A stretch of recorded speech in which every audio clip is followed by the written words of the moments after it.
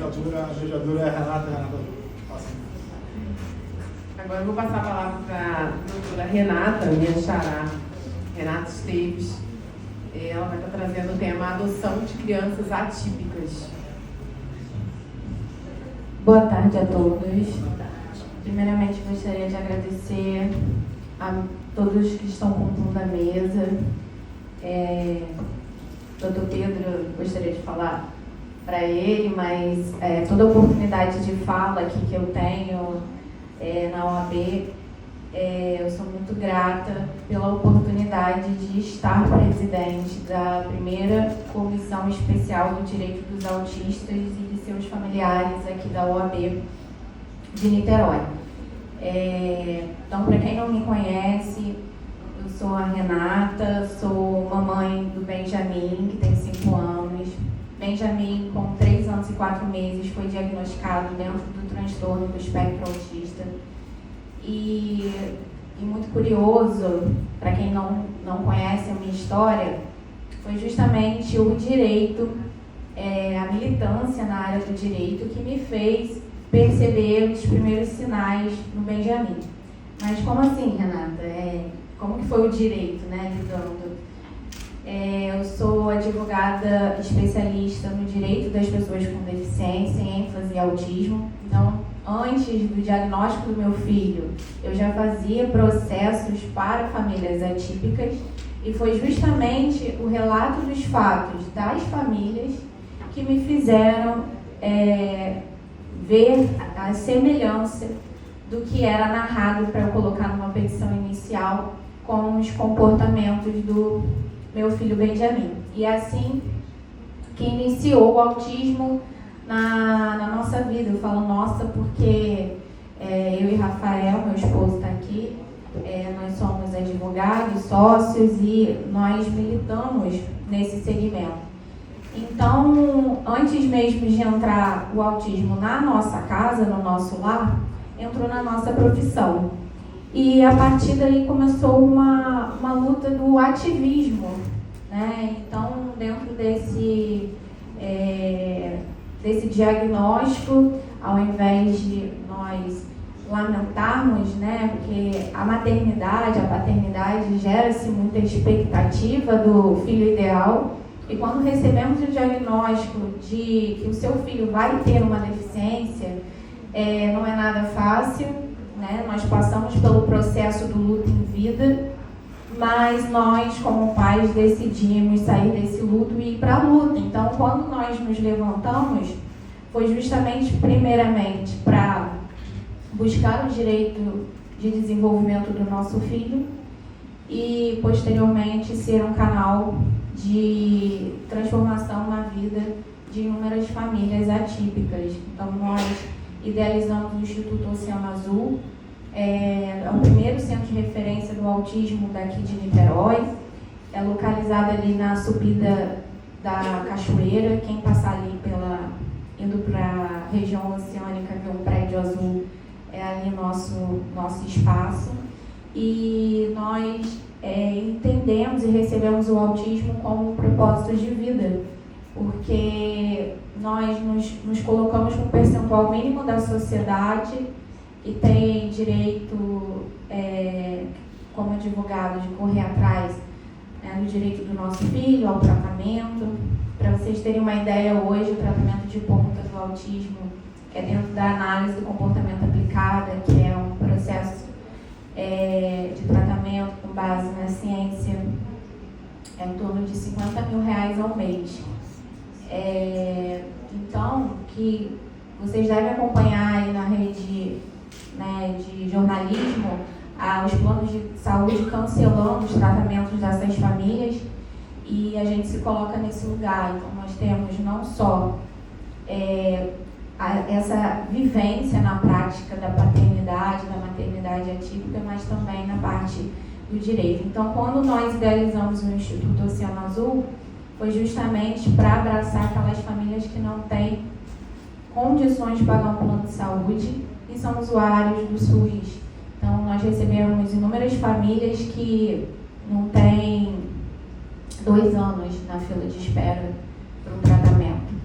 Então, essa é a realidade do nosso município e entendemos que onde tivermos a oportunidade de falar sobre o autismo, vai ser com esse propósito de trazer conscientização, de trazer informação, de compartilhar ideias. E o tema, como a doutora Cristiane me propôs, foi justamente do nascimento de um relato do meu próprio esposo, que veio eles dividiram a mesa. Foi assim que nós nos conhecemos, do Rafael contar a sua experiência, que depois de tudo isso que eu relatei para vocês, nós ainda também fechamos o diagnóstico dele tardiamente. Então, com 40 anos, Rafael foi diagnosticado dentro do transtorno do espectro autista, é um laudo adulto, né, que a gente fala, diagnóstico tardio.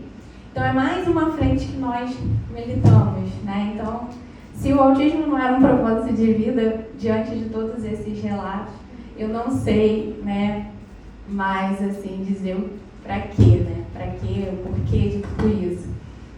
Então, quando a gente falou sobre adoção, eles se encontraram aqui na mesa e aí eu comecei a ter um relacionamento com a doutora Cristiane justamente sobre esse tema da adoção. Porque falar de adoção de famílias atípicas, eu acho muito pouco ainda falado, abordado esse tema. Porque quando a gente trata do tema da adoção, uma família idealiza um filho, seja menino ou menina, mas idealiza um filho com deficiência para passar por adoção, porque eu acho que dentro daquela, quando você faz a sua inscrição na vara da infância, você pode descrever ali mais ou menos o que você deseja ali para a sua, me corrijam, né, se eu estiver enganado, né, um parâmetro, né, do que você idealiza para um filho ou uma filha adotiva, idade, bebê, então, assim, você ali opta, né, e óbvio que você passa por um processo, mas esse censo existe? Quantas famílias que colocam, né, a sua opção de adotar, que gostariam de adotar um filho com autismo ou um filho com alguma deficiência? Então, esse índice é muito baixo. E fora que a gente também tem um contrassenso, porque o autismo não tem cara, né? O autismo, diferente do T21, da síndrome de Down, ou uma paralisia infantil, outros tipos de deficiência, que tem, fisicamente, você consegue perceber que aquela criança tem algum tipo de deficiência, mas o autismo não, porque o autismo não tem cara. Então, quando se percebe os sinais do autismo, muitas das vezes ali dentro, até os 5 anos, ali na primeira infância. Então, muitas famílias provavelmente adotou uma criança, né, seja menino ou menina, e ao longo, né, dessa adoção, se percebe algo diferente ali e ter uma percepção desses primeiros sinais. E quais são? Será que foi passado para essas famílias que poderia acontecer algo nesse sentido? Gente, eu estou falando do último censo, de a cada 36 nascimentos, um nasce com autismo.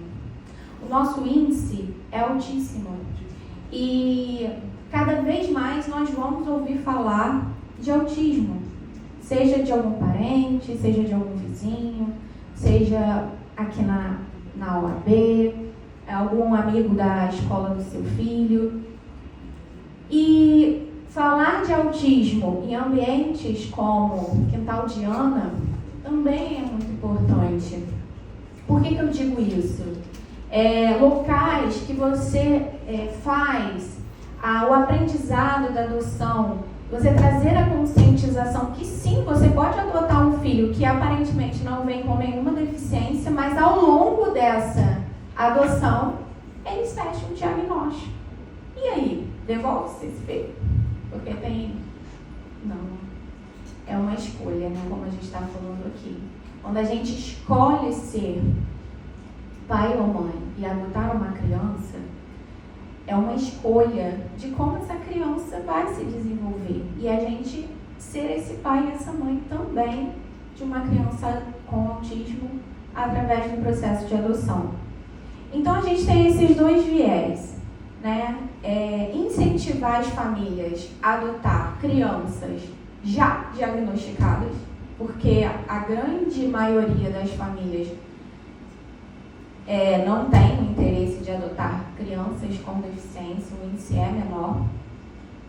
E temos esse viés em paralelo de tipo, adotar sem ter o diagnóstico e se fechar depois da adoção.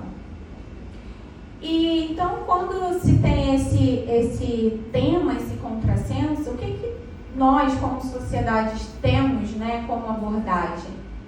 É conscientizar, é fazer o que nós estamos fazendo aqui. A OAB, como uma casa, né, importante da nossa sociedade, trazer um tema como esse é de muita, muita importância, porque famílias atípicas também, como a minha, também podem ter o desejo de adotar. Então a gente está entrando num terceiro campo, e eu me coloco até nesse lugar. Meu filho, Benjamin, como eu falei para vocês, ele foi diagnosticado com 3 anos e meio, mas os primeiros sinais eu comecei a perceber, ele tinha 2 anos. E o que são sinais do autismo, Renata? O Benjamin, ele tinha muito foco em alguns objetos, brinquedos, ele sempre gostou muito de carrinho. Hoje ele sabe todas as marcas dos carros, passa na rua, ele sabe o nome das marcas e os nomes da marca dos carros. Então isso é o hiperfoco, e criança com autismo é muito comum, seja com carros, seja com países, seja dinossauro, sabe o nome de todos os dinossauros, seja mapa. E então o meu filho tem com o carrinho. Então eu sempre observei aquela fixação com carros, né? Tudo ele queria, brinquedo, era carros, né? Era a opção dele. Então, quando ele fica muito feliz, o Benjamin, ele faz uma estereotipia, que ele balança assim os braços. E hoje, como ele fala, eu pergunto para ele, filho, por que você está balançando os braços? E ele fala, mamãe, porque eu estou feliz. Então, é uma autorregulação que ele tem. Nós, considerados neurotípicos, se nós estamos precisando de autorregulação, a gente mexe com as mãos ou com a caneta, balança as pernas, são tipos de autorregulação normal, né? Nós, como seres humanos. E os autistas, eles têm também as suas de uma forma mais visível, né? E do meu filho é o balanceio das mãos e ele dá alguns pulinhos quando ele está feliz. Então eu percebia que era algo diferente, eu nunca tinha lidado com ninguém com deficiência de perto, na minha família ou amigos próximos. Então eu observava ali o Benjamin e eu via que tinha algo diferente. E eu falava isso para Rafael, e Rafael, não tem nada, você está vendo coisa demais, você está vendo coisa onde não existe. Hoje nós entendemos o porquê, porque ele se via naqueles comportamentos, né, depois que nós conseguimos fechar o diagnóstico dele também. Então o Benjamin não respondia, eu falava, Benjamin, vem aqui com a mamãe. E Benjamin ficava super focado, seja numa tela, na televisão. Então esses sinais, essa soma dessas características, precisa ser abordado nesse processo também de adoção, porque pode acontecer com essas famílias.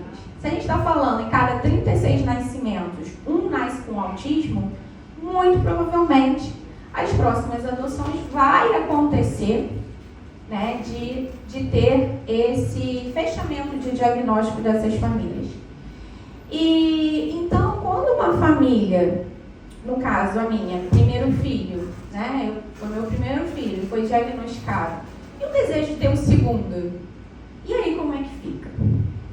Porque o autismo é considerado 2 vias, né? Como se fecha o diagnóstico do autismo?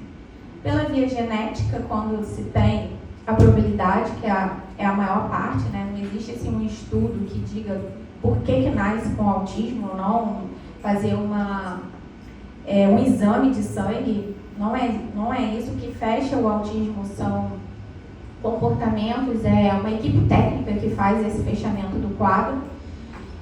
E ao mesmo tempo, você se coloca no lugar assim, pô, será que se eu engravidar novamente, eu corro o risco de receber um novo filho com autismo?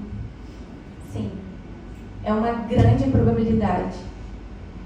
E vir com autismo, de repente, com nível de suporte até maior, porque o autismo é dividido em 3 níveis de suporte. O leve, né, que denominava-se antigamente leve, moderado e severo, que hoje é nível de suporte, que precisa de ajuda, né, de suporte, nível 1, nível 2, nível 3. E aí, nesses casos, como meu exemplo, eu gostaria de ter um filho, mas e aí? Se eu tenho um filho da barriga, pode ser que ele venha com autismo severo? Sim, pode ser.